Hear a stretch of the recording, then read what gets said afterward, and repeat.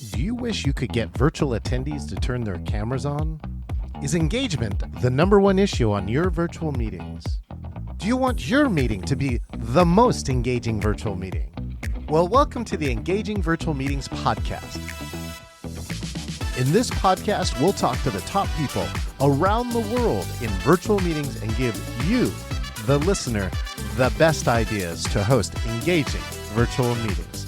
Make sure that you click subscribe so you can get the latest episode of the Engaging Virtual Meetings podcast. Now, let's welcome your host, the author of the #1 Amazon hot new release, Engaging Virtual Meetings, John Chen.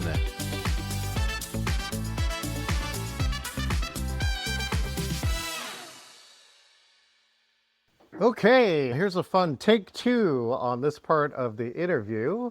Let's bring in my good friend Denny LaVé here and let us continue the conversation. Denny, thank you for being back here on the show. Hey, you're welcome. Glad to help. Okay, cool. So let's see. Last time we were talking, I'm not sure if I heard the whole answer. I'm going back to March of 2020. So why don't you tell me what happened with you on March of 2020? Just to be clear, March 2020 was in Miami, or is that Cleveland? Oh, no, I'm talking the year 2020, like the day that the pandemic broke out, pandemic 2020. That 2020, right. That right. 2020. You know, interestingly, Idaho had a very different response than our neighboring states to the west. True. So we heard about it. It was going on. Idaho started with some caution. And we sent everybody home for about a week and work from home. And then as Idaho decided, hey, our best strategy going forward is to quarantine if you actually are sick, but if you're not sick, live life. And in our neighboring states of Washington and Oregon, it was a pretty hard quarantine regimen, unless you were considered to be an essential personnel. Right. And quite a few of the projects that we were working on at the time were considered essential. And so we were in this interesting scenario of needing to go work on projects with these protocols that were making it very difficult to make progress and get work done, if that makes sense. Yeah. You know, and then on top of that, it was very hard for our guys to travel out of town, for them to find meals and lodging, and because so many things were shut down. So it was a very interesting time for us. What's one of the things that you think got you through that time?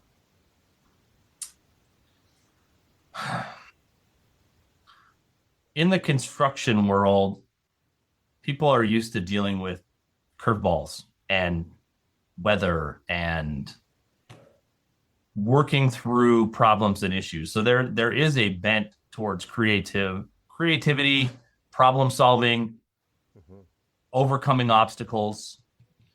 That's a big part of what got us through as a company, was really doubling down on that. How do we make this work? And then to be fair, I mean, we were economically impacted by it, and so the programs the government put in place to help companies that were impacted, those did help too. That's no lie, so. Okay, so you're saying you appreciated the support that the government gave at that time, is that right? Yeah, I do. And it was kind of an interesting time in that we're living in both these worlds, one where it's we got to isolate and we got to keep everybody safe because we got to keep everybody alive. And the only way to do that is lock everybody in their home. And then we're in this other world where it's like, everybody's safe. And if you get sick, stay home unless you need medical treatment. But otherwise, your safest bet is to go live your life and just everybody go live. Right. And so, there's this real tension, and, that's not to say that it seems like this mode of operating of going, hey, we're going to continue to live life. The keep calm and carry on at the end of the day seemed to work very well in our community. Would it have worked well in other communities? I don't know. And that's hindsight, is often 2020. It seems like the waters are still a bit murky behind us, but given that a lot of the strain that was put on our business at that point in time really came from the decisions of government, and again, I think they were well intentioned. It seemed right that they should help the people that they were impacting with their decisions. So, see now, Denny, how much of your work now, or at least in the past couple of years, has been virtual? Is there still a good percentage of your business virtual to some degree? No, because it's very, very hard to build a building virtually. Well, yeah. But I think, what about planning and or business meetings? Are some of those still virtual, or have you gone back to in person for all those? It's gone back to a degree, but there's still a lot of virtual meetings. We still use our conference room that we really souped up in that period of time. We do a lot of our planning and pre-job conferences now over virtual meetings. Mm-hmm. When we're bidding jobs, people are much more comfortable with virtual meetings when it comes to discussing the scope of projects. We even use them a lot more now for negotiating contracts.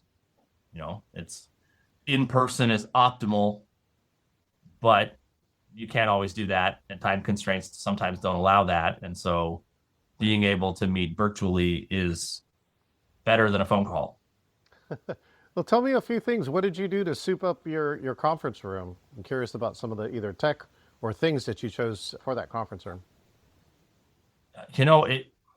Interestingly, some of them were just basic, like, hey, let's do a paint job in here, right? And our furniture was refreshed. We got some noise dampening fixtures to hang from the ceiling to help eliminate echo and cut back on sound quality issues. Yep. We ended up upgrading the camera system, and those were the main things, and then again, just trying to stay on top of software updates. There's quite a few different streaming platforms, and since we are not generally the ones in control and setting the agenda, oftentimes these meetings are on different platforms, whether it's a GoToMeeting or Zoom or Teams, or I'm sure there's more.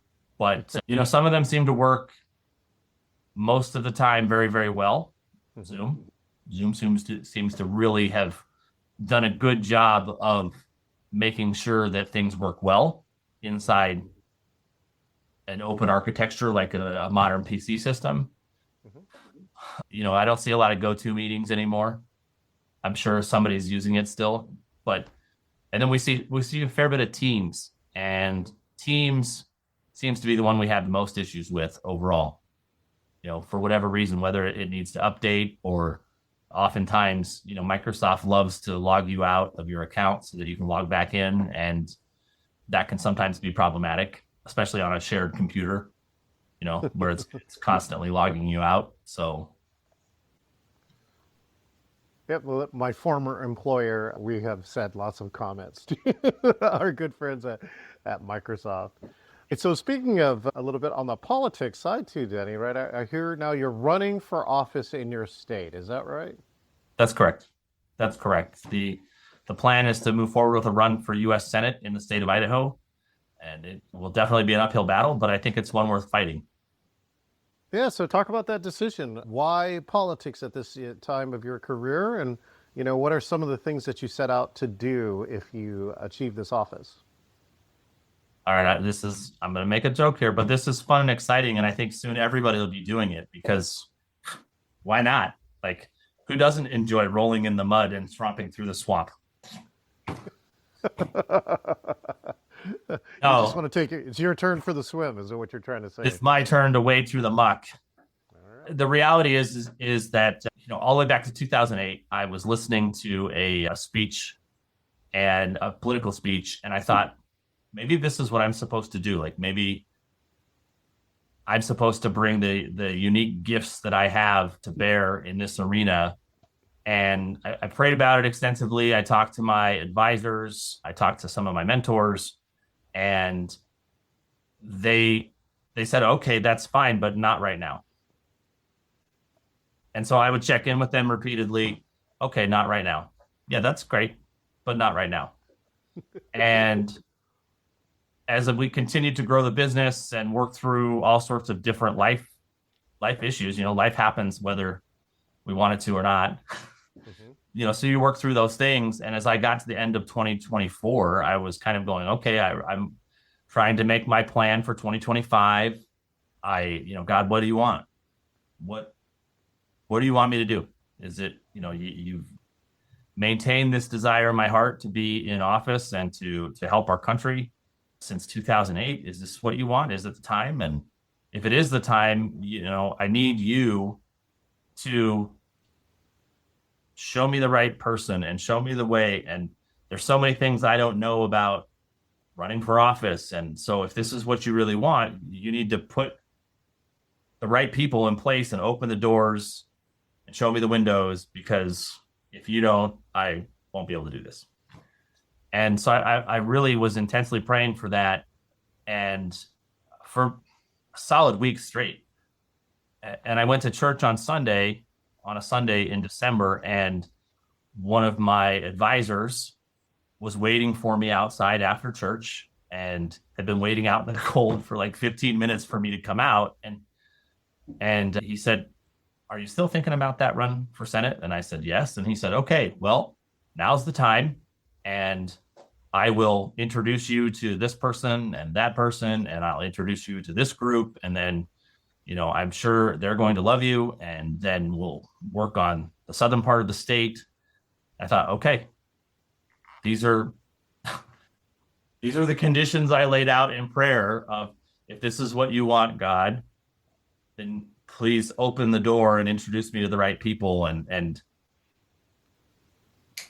bang. It's like, okay, you said you wanted it, and one of my favorite books pretty much of all time at this point is a book called The Courage to Be Afraid. And really the premise is that God wants to take us on a grand adventure, each of us, every one of us. Mm-hmm. And yet we're often like children who, when we're young, it sounds exciting and fun, and we don't think about consequences. And there's an image of or think about, when you have a small child and you grab them by the arms and you swing them around in a circle, and the small child thinks it's amazing. They think it's the funnest thing ever. And they're so full of joy and trust. And then as the child gets a little bit older, they start to think, well, what if he lets go? And they're like, I'm good. You swing Charlie around, okay? Because I'm fine. And the premise of this book is that, well, God wants to basically swing us around. And he wants us to have this joyful, amazing experience of life. Yeah. Take us on a grand adventure. We just have to hold his hand and let him swing. And Denny. I'm like, okay, I need to hold his hand. He's wanting to swing me on this great adventure.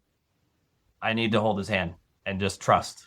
I was over visiting my sister in London last October, and I was taking pictures. I had gone to church, and I don't know if you can kind of make that out, but this was one of the images that I captured last October. Uh-huh. And I don't know if you can make out the joy, the pure joy on both people's faces, on both. But you can't see the one girl's face because it's behind her arm, but the one who's twirling around, she's clearly enjoying herself, clearly is delighted to be creating so much joy for this younger child. And it's just, this feels like one of those moments, right? Where if I'm willing to trust, if I'm willing to take his hand, he's going to swing me around. And I have to trust that he's not going to let me go. He's going to take me to great places. All right, Denny. Well, speaking of great places, this is the speed round. I'm going to ask you a series of questions, and I'm going to ask you to answer them as fast as you can. Okay? Are you ready? Blue. Okay. Favorite favorite building project? Climate Pledge Arena. Oh, you were part of Climate Pledge Arena? Mm-hmm. Oh my Yeah. goodness, that's a whole episode right there. Okay. Best place in the Northwest? You could say the same thing if you wanted to. Actually, my home. Oh, very nice. Best beard product?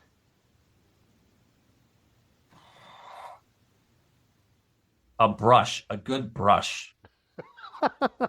Politician that you admire?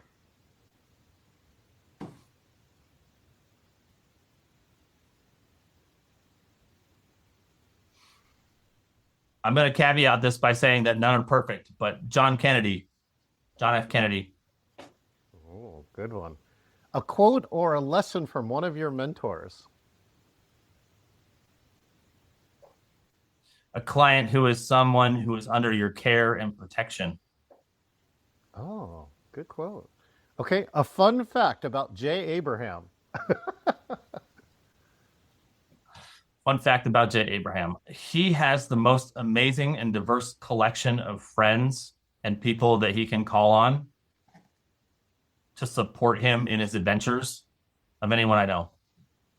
That is true. Yeah. Watch his birthday. Go back and rewatch his birthday party and the number of people that jumped in there. Okay, last question. Best business advice that you could give any business owner who is listening to this? Best business advice. Again, it goes back to humility. I wouldn't change that. I know we finished on that in the previous interview, and humility where you accept the truth about yourself, both positive and negative. You accept the good, the bad, where you're skilled, where you're not, what you know and what you don't. And then you act from that place of humility. It has its own attractiveness to it. And because it's such a rare thing in the world, it will make you stand out and make you amazing and influential and impactful to those around you. Well, Denny, thank you for sharing a touch of your humbleness with us. His company's website's on there, and you can also keep an eye out for Denny LaVé. That's a website that will open up for his Senate race, his political aspirations that are happening later this year. Denny, thank you again for joining us here on the podcast and for being understanding about splitting it into two. Thank you, John. I appreciate you. Outstanding. So this is John Shannon, and we're just talking with Denny LaVé here on the Engaging Virtual Meeting podcast. And his advice to you is be humble and stay humble, and think about what's something that you could do today that is humble to the team that you work with now. So I'm John Chen. I'm the host of the Engaging Virtual Meeting podcast. Make sure and subscribe, share, and like for any of these podcasts, and let other people know if you're enjoying these episodes. Then share with others and gain some wisdom here at the Engaging Virtual Meeting podcast. I'll see you next time. This is John Chen, the author of the Amazon #1 hot new release, Engaging Virtual Meetings. I personally want to say thank you for listening to the Engaging Virtual Meetings podcast. It is my passion to help you eliminate bad virtual meetings. Make sure that you click subscribe so that you can get the latest episode of the Engaging Virtual Meetings podcast with all of the latest ideas. Hey, I want to meet you. If you want to talk about a virtual meeting challenge, or if you want to be the next guest on the Engaging Virtual Meetings podcast, just go to engagingvirtualmeetings.com/meet. That's ENGAGINGVIRTUALMEETINGS.com/meet, MEET, and find your best time to meet up. Thank you, and I look forward to engaging with you online.